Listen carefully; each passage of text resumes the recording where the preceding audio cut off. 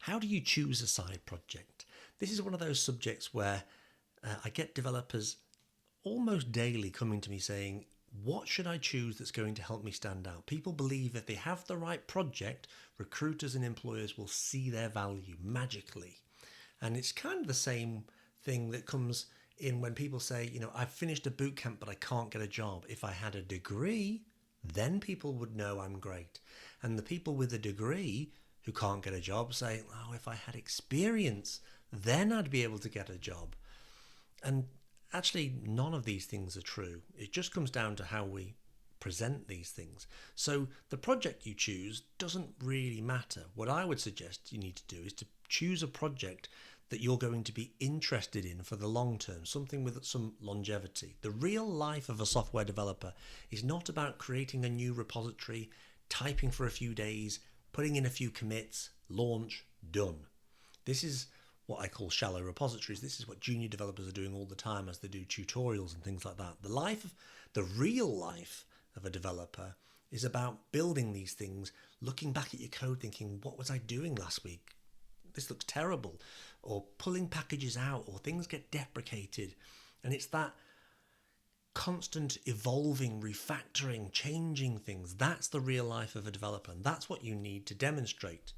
So the joke I normally make is when someone says, hey, here's my Netflix clone. I go, don't show it to me. I've got Netflix. I don't need it.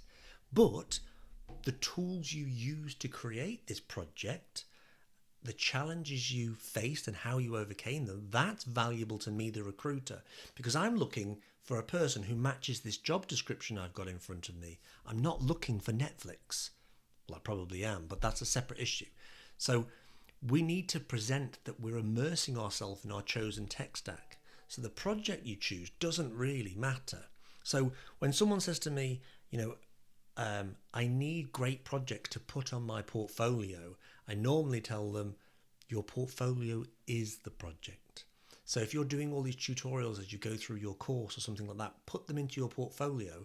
And then as you put each tutorial up, now after a while, you've got so many projects, you need pagination, or you need search, or you need tagging. Now your portfolio is becoming a real project, and it needs to evolve, needs to adapt to the data it's trying to store. That's better than the actual projects. But more importantly, it's not really about the things you see on the screen.